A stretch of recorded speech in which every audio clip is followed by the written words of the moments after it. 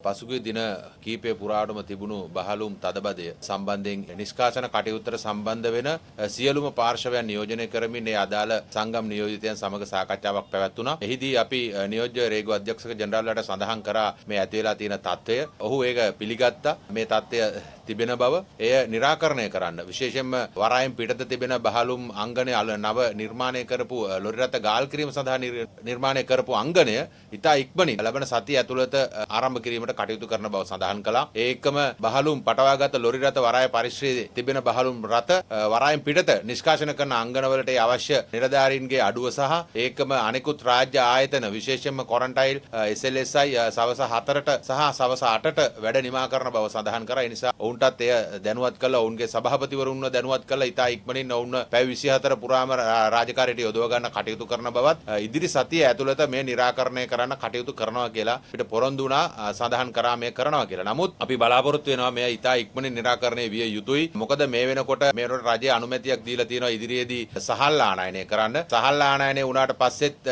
ඊට පස්සේ කියන්න ගණීත් දැන් මේක සහල් නිසා තමයි ඔන්න ඇති උනේ කියලා. මොකද පහුගිය ටිකේ අපි දැක්ක මාධ්‍යවල කියනවා ලුණු නිසා වුණා කියලා. මොන ආනයනික බහලුම ලංකාවට ආවත් ලංකාවට එන්න කලින් දින කීපයකට මාස කීපයකට කලින් පාර්ශව සියලු දෙනාම දන්නවා මේ කාලේ වෙනකොට මේ ආනයනික භාණ්ඩ පැමිණෙනවා කියලා. තදබදය අහවල් දින මෙන්න මේ තත්ත්වයේ තදබදයක් එන්න පුළුවන් කියන එක ඔවුන් පැහැදිලිවම දන්නවා. මොකද පළපුරුදු රේගු නිලධාරීන් ඉන්නවා විශාල පිරිසක්. ඔවුන්ගේ අත්දැකීම් තුලින් ඔවුන් දන්නවා මේ තත්ත්වය මේ වෙනකොට නිර්මාණය වෙනවා කියලා. ඒ නිසා අපි ඔවුන්ගෙන් ඉල්ලීමක් කරා මේ තත්ත්වය ඉදිරියේදී ඇති නොවන්න අවශ්‍ය කටයුතු සලසන්න කියලා. මේ වෙනකොට වරාය පරිශ්‍රයේ බහලුම් පටවාගත් ලොරි රථ 300කට වගේ ආසන්න ප්‍රමාණයක් තිබෙනවා. ඊයේ දින සම්පූර්ණයෙන්ම ෆුඩ් අයිටම් ආහාර ද්‍රව්‍ය රැගත් බහලුම් සියල්ලම වරායේ පටවල තිබුණු බහලුම් රථ මේ වෙනකොට ඒ පරීක්ෂණ අංගණවලට යොමු කරලා ඒ පරීක්ෂණ කටයුතු වෙමින් පවතිනවා. අපි බලාපොරොත්තු වෙන්නේ මෙන්න මේ කඩිනම් සේවාව අඛණ්ඩව පවත්වාගෙන යන්න. අපි ඉදිරි සතිය ඇතුළත බලමු මේ තත්ත්වය निराකරණය කරන්න අවශ්‍ය පියවර ගනීද කියලා. අනිවාර්යෙන් මේකට අපි බලාපොරොත්තු වෙන ජනාධිපතිතුමා